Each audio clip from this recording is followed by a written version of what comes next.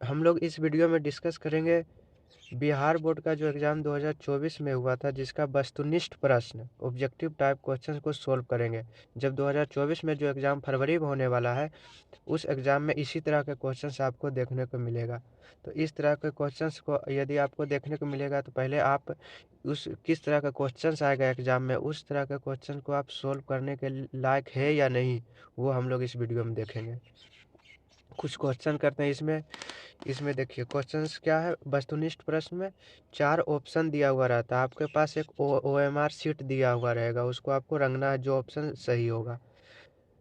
देखो क्वेश्चन से प्रश्न संख्या 1 से 100 तक के प्रत्येक वस्तुनिष्ठ प्रश्न के साथ 4 विकल्प दिए गए हैं। देखिए ये प्रत्येक वस्तुनिष्ठ प्रश्न 1 2 3, इसमें 1 2 3 4 विकल्प दिए गए हैं, जिनमें कोई एक सही है। ये चारों में कोई एक सही है। इन 100 प्रश्नों में से किन्हीं 50 प्रश्नों को अपने द्वारा चुने गए सही विकल्प को OMR उत्तर पत्रक पर चिन्हित करें। देखिए 100 वस्तुनिष्ठ प्रश्न दिया हुआ रहेगा, उसमें आपको 50 क्वेश्चन ही सोल्व करना है, उससे ज़्यादा मत सोल्व कीजिएगा। यदि ज़्यादा भी सोल्व कीजिएगा तो जो पहले 50 क्वेश्चन होगा उसी का नंबर जुटेगा। तो 100 में से 50 प्रश्न का उत्तर देना है, यानी जो जानते हैं उसी को सोल्व करना है, जो नहीं जानते हैं उसमें टाइम भी बर्बाद नहीं करना है और सोल्व भी उसको नहीं करना है। तो क्वेश्चन नंबर 1 देखो क्या है।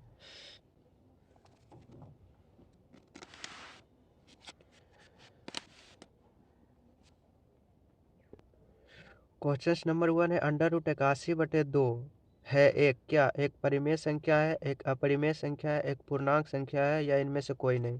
देखो √81/2 ये नंबर 1 क्वेश्चन था। तो √81/2 को कैसे सोल्व करेगा। √81 का वर्गमूल क्या होता है, 9। 9 का वर्ग √81 का वर्गमूल 9, तो 9/2। तो 9/2 और आगे नहीं कट सकता है, तो 9/2 को P/Q के रूप में लिख सकते हैं। देखो परिमेय संख्या क्या होता है, जिसे हम P/Q के रूप में लिख सकते हैं, और Q जो है ये 0 के बराबर नहीं रहना चाहिए। और P और Q क्या है, वो होना चाहिए पूर्णांक। P और Q क्या होना चाहिए, P और Q पूर्णांक होना चाहिए। तो √81/2 को 9/2 के रूप में लिख सकते हैं, जो P/Q के रूप में है। तो यह क्या है, एक परिमेय संख्या है। इसका ऑप्शन ए सही होगा। अपरिमेय संख्या क्या होता है, जिसे P/Q के रूप में नहीं लिख सकते, यानी वैसी संख्या जो हम अंडर रूट में लिखते हैं, लेकिन उस अंडर रूट का वर्गमूल नहीं निकलता, उसे क्या कहते हैं, अपरिमेय संख्या। अब पूर्णांक संख्या किसे कहते हैं, पूर्णांक संख्या वो होता है जो पूर्ण अंक होता है, जिसे देखिए -3 -2 -1 0 1 2 3 4, इसी तरह से ये अनंत तक जाएगा। इधर से माइनस अनंत से लेकर प्लस अनंत तक ये क्या है, पूर्णांक है। ये पूर्ण अंक है, यह बटे में नहीं होगा, नहीं दशमलव में होगा, उसे पूर्णांक कहते हैं। इसलिए इसका आंसर क्या है, क्वेश्चन नंबर 1 का ए नंबर ऑप्शन सही है। क्वेश्चन नंबर 2 क्या है, 192 का अभाज्य गुणनखंड में 2 का घातांक क्या है। देखो 192 का जब आप अभाज्य गुणनखंड करोगे तो कैसे करते हैं, 2 से 2 अठी 2 9 18, तो 2 6 12, 2 से 2 चौकी 8, 2 अठी 16, 2 से 24, 2 से 12, 2 से 6, 2 से 3। तो इसका जब अभाज्य गुणनखंड करेंगे तो 1 2 3 4 5 6, 6 2 है, तो 2 पर पावर 6 और गुना कितना हो जाएगा 3। तो 2 के घातांक कितना है, 2 का घातांक 6 है, तो इसका ऑप्शन नंबर सी सही हो जाएगा। क्वेश्चन नंबर 3 क्या है, क्वेश्चन नंबर 3 में दिया यदि भाग एल्गोरिदम में a बराबर BQ प्लस R में a बराबर 72, Q बराबर 8 तथा R बराबर 0 हो तो b का मान क्या होगा। देखो a बराबर BQ प्लस R दिया है, a बराबर BQ प्लस R दिया है, जिसमें a 72 दिया है, तो a का वैल्यू 72 रख दो। 72 बराबर Q बराबर 8 दिया हुआ है, और हमको b निकालना है, तो b इंटू Q क्या है 8 है, तो Q का मान 8 रख देंगे, प्लस R कितना है 0, तो इसको 0 लिख देंगे। तो क्या हो जाएगा 72 बराबर b गुना 8, तो में 0 जोड़ेंगे तो b गुना 8 ही होगा, तो b बराबर क्या हो जाएगा 72, यहाँ गुना में तो बटे 8, 8 से कितना बार 8 9 72, तो 9 इसका आंसर हो जाएगा, 9 है, ऑप्शन नंबर ए सही होगा। उसी तरह से क्वेश्चन नंबर 4 क्या है, क्वेश्चन नंबर 4 है, निम्नलिखित में किसका दशमलव प्रसार शांत है। देखो, दो तरह का नंबर होता है, एक शांत, एक दशमलव प्रशांत, एक शांत में दशमलव होता है, एक अशांत में दशमलव होता है। शांत में दशमलव कब होता है, जब कोई नंबर मान लेते हैं p/2 पर पावर n इंटू 5 पर पावर m हो तो वह शांत होता है। और अशांत क्या हो, जो इक्वल नहीं हो, जिसे देखो जिसका हर में 2 पर पावर n और 5 के पावर m के अलावा कोई दूसरा नंबर हो, 2 पर पावर n और 5 के पावर m नहीं हो। इसको ऐसे लिख सकते हैं, कोई संख्या देखो p/q है और q है, q 2 पर पावर n इंटू 5 पर पावर m के रूप में नहीं हो, जहाँ n और m क्या है, पूर्णांक, पूर्ण है, क्या है, पूर्ण संख्या है। n और m क्या होना चाहिए, पूर्ण संख्या होना चाहिए। पूर्ण संख्या क्या होता है, पूर्ण संख्या 0 से शुरू होता है, 0 1 2 3 इसी तरह से आगे चलते जाता है, जहाँ n और m क्या होना चाहिए, पूर्ण संख्या। देखो पहला ऑप्शन क्या है, ए नंबर ऑप्शन क्या है, 2/15। ए नंबर ऑप्शन कितना है, 2/15। तो 2/15 का यदि आप अभाज्य गुणनखंड करोगे तो 15 को 3 इंटू 5 तो 3 इंटू 5, यहाँ इसमें 2 नहीं है, इसमें 2 नहीं है, तो यह शांत नहीं हो गया, ये ऑप्शन कैंसिल हो गया। B number option 11/160। तो 160 जब आप 160 का अभाज्य गुणनखंड करोगे तो कितना होगा, 2 से 80, 2 से 40, 2 से 20, 2 से 10। देखो 160 का जब करोगे तो 2 से 80, 2 से 40, 2 से 20, 2 से 10, 2 से 5, तो 1 2 3 4 5, 2 पर पावर 5 इंटू 5 है तो 5 पर पावर 1 हो गया। तो 160 का कितना हो गया, 160 बराबर कितना हो गया, 2 पर पावर 5 गुना 5 पर पावर 1। तो हम लोग कब कहते हैं, जब शांत कब होता है, जब किसी संख्या का हर 2 पर power n into 5 power m के रूप में हो, जहाँ n और m पूर्ण संख्या। तो हम लोग जानते हैं पूर्ण संख्या क्या होता है, 0 1 2 3, या 5 और 1 पूर्ण संख्या। और तो 2 और 5 के मल्टीपल में है, 2 और 5 के फैक्टर में, तो हम इसे इसलिए इसको ऑप्शन नंबर बी हो जाएगा सही, क्या 4 का बी। उसी तरह से 5 नंबर क्वेश्चन देखते हैं। जब आपका ऑप्शन सही हो गया तो आप आगे चेक मत कीजिएगा, क्योंकि 4 में से कोई एक ही ऑप्शन सही होगा।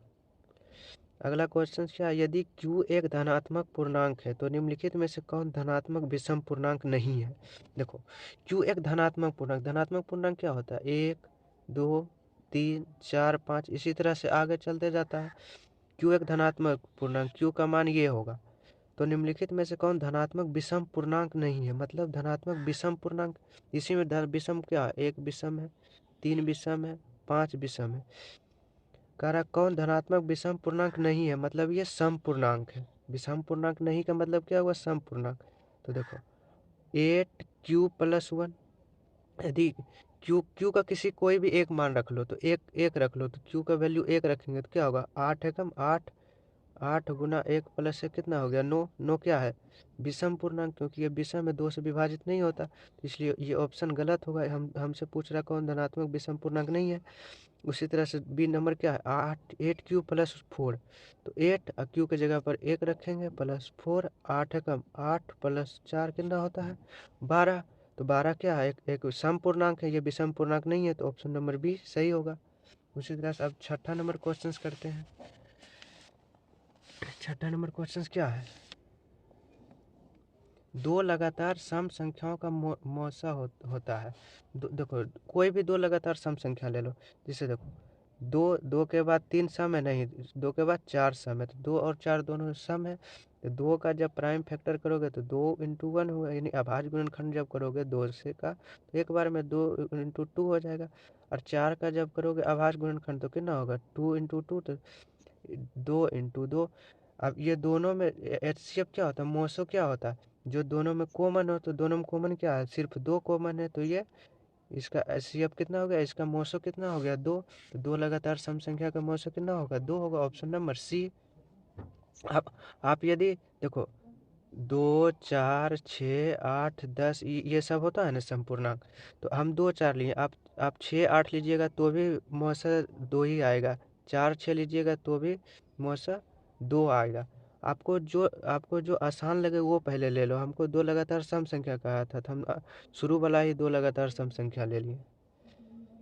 7 नंबर क्वेश्चन क्या है, एक परिमेय संख्या और एक अपरिमेय संख्या के योग कौन संख्या होती है। देखो एक परिमेय संख्या, मान लो कोई भी परिमेय संख्या क्या होता है, जैसे आप p/q के रूप में लिख सकते हैं। मान लो तो है एक परिमेय संख्या 2 है, ठीक। एक अपरिमेय संख्या क्या होता है, जो अंडर रूट के अंदर लिखते हैं। तो अंडर रूट के अंदर वैसी संख्या जिसका स्क्वायर रूट नहीं होता, जिसका वर्गमूल नहीं निकलता। अंडर रूट 5 लिख दिए तो इसका 5 का वर्गमूल नहीं होगा, तो ये क्या है, अंडर रूट 5 क्या है, एक अपरिमेय संख्या है। और 2 क्या है, परिमेय संख्या, क्योंकि 2/1 p/q के रूप में इसको लिख सकते हैं। तो परिमेय संख्या और अपरिमेय संख्या का योग कैसी संख्या होती है, यदि इसको जोड़ेगा तो ये कौन सी संख्या होगी। देखो परिमेय जो अपरिमेय क्या होता है, अपरिमेय, ये कौन सी संख्या हो गई, ये अपरिमेय संख्या हो गई। तो ऑप्शन नंबर बी सही होगा। उसी तरह से क्वेश्चन नंबर 8 में क्या दिया हुआ है, क्वेश्चन नंबर 8 है, दो संख्याओं का गुणनफल 8670 है और उनका HCF 17 है, तो एलसीएम क्या होता है। देखो हम लोग जानते हैं कोई भी दो संख्या a और b हो तो a गुना b, दो संख्या का गुणनफल क्या होता है, उसके मोसो उस दो संख्या का मोसो गुना उस दो संख्या का लोसो, ये हम लोग जानते हैं। हमें क्या दिया हुआ, दो संख्या का गुणनफल दिया हुआ कितना, 8670।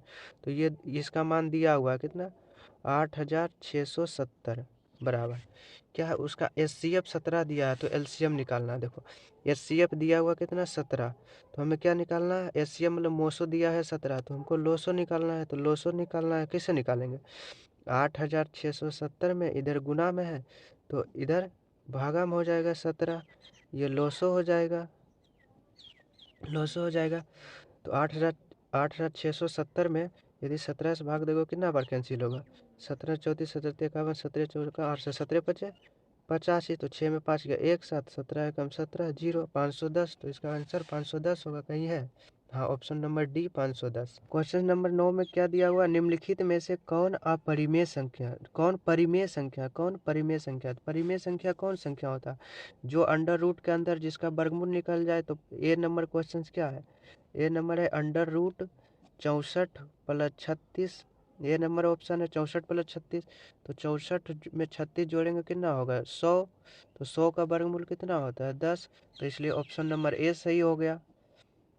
तो ये ऑप्शन नंबर ए सही होगा। और क्वेश्चन नंबर 10 क्या होगा, जब ऑप्शन नंबर ए सही हो गया तो आप आगे चेक मत कीजिएगा। अगला क्वेश्चन क्या है, यदि 130 बराबर 15 गुना 8 जोड़ 10 है एवं 15 बराबर 5 गुना 3 + 0 हो तो मोसो 130 और 15 का क्या होगा।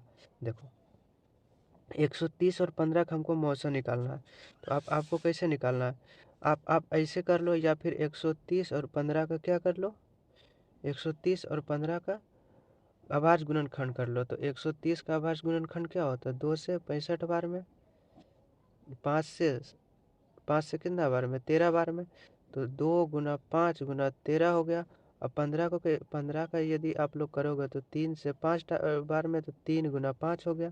हमको मोसो का रहा बताओ, तो ये इस दोनों में जो कॉमन होगा, इस दोनों में जो कॉमन होगा वही मोसो होगा। तो ये दोनों में कॉमन क्या है, 5 कॉमन है, तो इसका मोसो कितना हो जाएगा 5।